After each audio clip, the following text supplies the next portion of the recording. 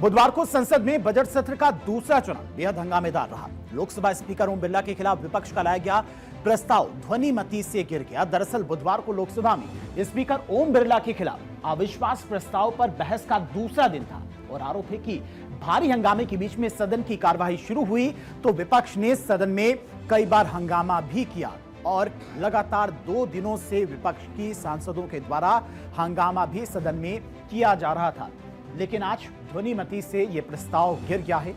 संसद नियमों से चलता है, किसी पार्टी के विशेषाधिकार से नहीं चलता है, यह गृहमंत्री अमित शाह की तरफ से कहा गया। यहां तक कि देश के गृहमंत्री अमित शाह जब चर्चा पर जवाब देने लगे तब भी विपक्ष ने कई बार हंगामा करने की कोशिश की, लेकिन केंद्रीय गृहमंत्री ने हंगामे के बीच में अपनी बात रखी और इस दौरान केंद्रीय गृहमंत्री अमित शाह ने विपक्ष, खासकर लोकसभा के विपक्ष के नेता राहुल गांधी पर जोरदार हमला बोला।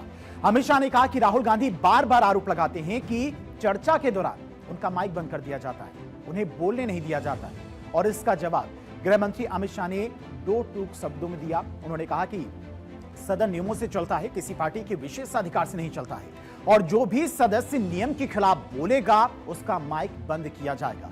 शाह ने साफ किया कि सदन नियमों से चलता रहा है और आगे भी चलता रहेगा। हम हमारे अधिकार के लिए बात कर सकते हैं, हम भी कर सकते हैं, विपक्ष के मित्र भी कर सकते हैं, मगर ये सदन कोई मेला नहीं है। सदन के अंदर सदन के चलाने के नियमों के अनुसार खड़ा होकर बोलना पड़ता है। मानिए जो सदन के नियम परमिट नहीं करते हैं उस हिसाब से बोलने का किसी को अधिकार नहीं है, कोई भी हो इसको अधिकार नहीं है। जब आप सदन के नियमों को, लोकसभा को चलाने के नियमों को नजरअंदाज करोगे तो स्पीकर का पवित्र दायित्व है कि कोई भी सदस्य हो इसको रोके, टोके और निकाल कर बाहर करे। वहीं अमित शाह ने स्पीकर के खिलाफ लाए गए प्रस्ताव को दुर्भाग्यपूर्ण करार दिया है। स्पीकर को हटाना प्रधानमंत्री को हटाने से भी मुश्किल है, उनकी तरफ से कहा गया। केंद्रीय गृहमंत्री अमित शाह ने कहा कि विपक्ष अगर चाहे तो प्रधानमंत्री के खिलाफ हटाने का प्रस्ताव ला सकता है, उसे कोई नहीं रोकेगा, लेकिन लोकसभा अध्यक्ष जैसी गरिमामयी संस्था के खिलाफ ऐसा प्रस्ताव लाना बेहद अफसोसजनक है और स्पीकर को हटाना प्रधानमंत्री को हटाने से भी मुश्किल होता है। अमित शाह ने संविधान का हवाला देते हुए दोनों प्रक्रियाओं का अंतर समझाया। सुनिए। वो एक प्रकार से पीठासीन अधिकारी मात्र नहीं है, हमारी विधायी चेतना और हमारे लोकतंत्र के गरिमा का प्रतीक स्पीकर होता है। जब आप उसके खिलाफ निष्ठा पर सवाल उठाते हो तो आप विधायी चेतना और लोकतंत्र की गरिमा पर सवाल उठा रहे हो और मान्यवर ये अंतर उनको आप लाइए ना, प्रधानमंत्री जी के खिलाफ अविश्वास का प्रस्ताव लाइए, कोई विरोध नहीं कर रहा। हम मुद्दों पर चर्चा, यहां पर भी मैं मुद्दों पर जवाब दूंगा, परंतु हम मुद्दों पर जवाब देंगे। हम नहीं कहेंगे कि आज का दिन अफसोसजनक है। प्रधानमंत्री जी को हटाने का प्रस्ताव सदन में आ ही सकता है, मगर लोकसभा के कस्टोडियन पर हटाने का प्रस्ताव मैंने तो कम से कम मैं इसको साहजिक घटना नहीं देता। वहीं ओम बिरला ने कायम की उच्च नैतिक मिसाल। कई सारी मिसालें जो केंद्रीय गृहमंत्री अमित शाह की तरफ से सदन के अंदर विपक्षी सांसदों को गिनाई गई। अमित शाह ने सदन के ऐतिहासिक पन्नों को पलटते हुए याद दिलाया कि इससे पहले भी 3 स्पीकर्स के खिलाफ इस तरह के प्रस्ताव लाए जा चुके हैं, लेकिन वे सभी प्रस्ताव पर चर्चा के दौरान अपनी कुर्सी पर बैठे रहे थे। लेकिन अमित शाह ने सदन को याद दिलाया कि एकमात्र ओम बिरला ही ऐसे स्पीकर हैं जिन्होंने उच्च नैतिक मापदंडों का पालन करते हुए अपने खिलाफ प्रस्ताव आने पर चेयर पर बैठने से इनकार कर दिया।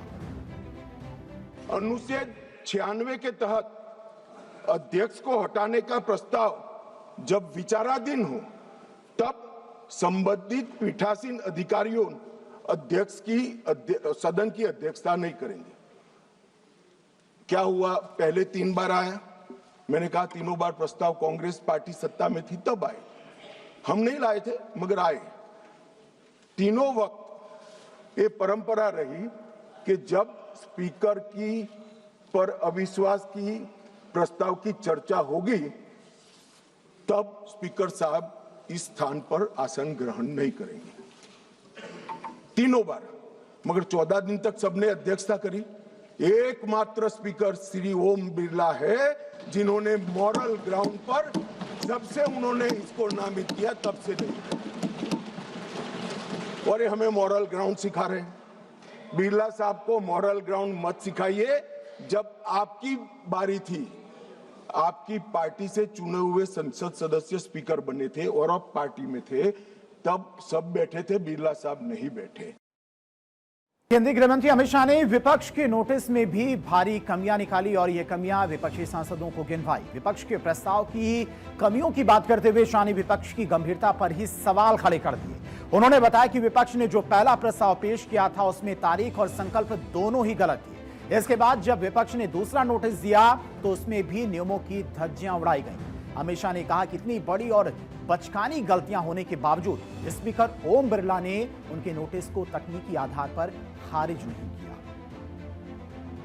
स्पीकर साहब की ऑफिस ने उनको मौका दिया कि भाई इतने इतने गलतियां हैं, आप सुधार लो।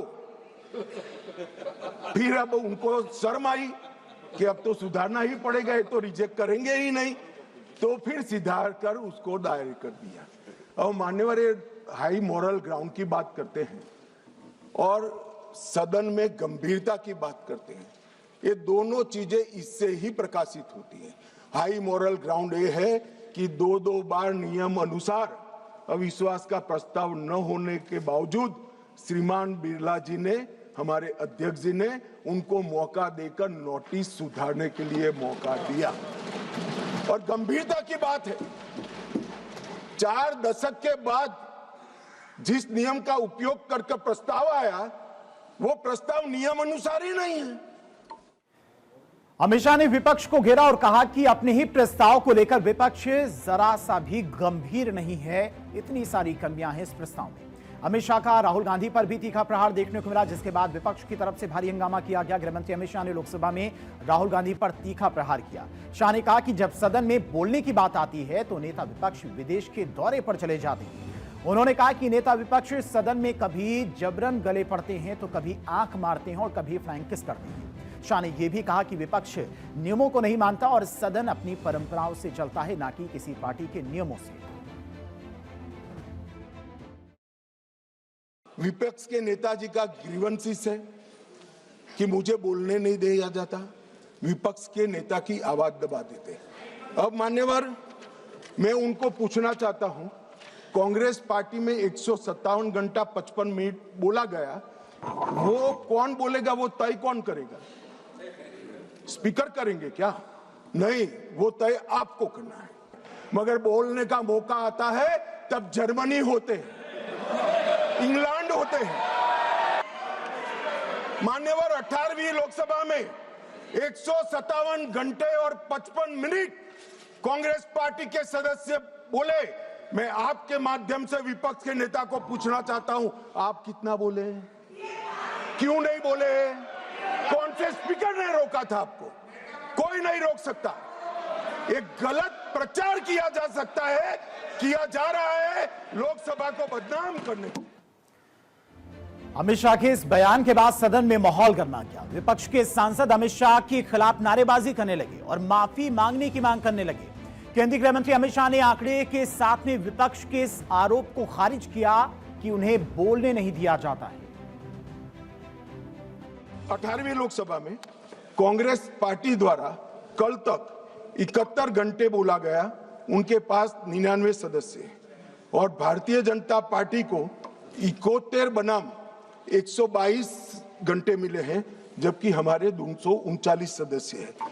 तो एक प्रकार से इसमें भी 18वीं लोकसभा में भी कांग्रेस को भाजपा से 2 गुना समय। और मान्यवर, विपक्ष के नेताजी का ग्रीवेंसेस है कि मुझे बोलने नहीं दिया जाता, विपक्ष के नेता की आवाज दबा देते। अब मान्यवर, मैं उनको पूछना चाहता हूं, कांग्रेस पार्टी में 157 घंटा 55 मिनट बोला गया, वो कौन बोलेगा, वो तय कौन करेगा? स्पीकर करेंगे क्या? नहीं, वो तय आपको करना है। केंद्रीय गृह मंत्री अमित शाह ने चीन को लेकर लोकसभा में नेता प्रतिपक्ष राहुल गांधी के आरोपों पर भी जवाब दिया। राहुल गांधी का नाम लिए बिना गृह मंत्री ने कहा कि डोकलाम के समय जब हमारी और चीन की सेना आमने सामने थी तो विपक्ष के नेता चीन के दूतावास में गुप्त मीटिंग कर रहे थे। उन्होंने कहा कि इनके रक्षा मंत्री ने देश की संसद में कहा कि सीमा पर सड़क बनाएंगे तो दुश्मन अंदर आ जाएगा। वर्ष 2005-6 में राजीव गांधी फाउंडेशन को चीनी दूतावास से 1 करोड़ 35 लाख रुपया का अनुदान मिला। ये राजीव गांधी फाउंडेशन चीनी दूतावास से दान लेता है और इसी के तहत इनका FCRA का लाइसेंस 2022 में रद्द होगा। अब मुझे बताएं कांग्रेस के लोग कि ये पैसों से क्या रिसर्च किया गया। मान्यवर कांग्रेस की वरिष्ठ नेत्री और श्री राहुल गांधी की उपस्थिति में 7 अगस्त 2008 को चीनी कम्युनिस्ट पार्टी के साथ कांग्रेस पार्टी ने MOU करा। अब वो घोषित करे MOU क्या था। और मान्यवर आज चीन UNSC में अगर सदस्य है तो जवाहरलाल नेहरू की सो कॉल्ड उदारता के कारण है।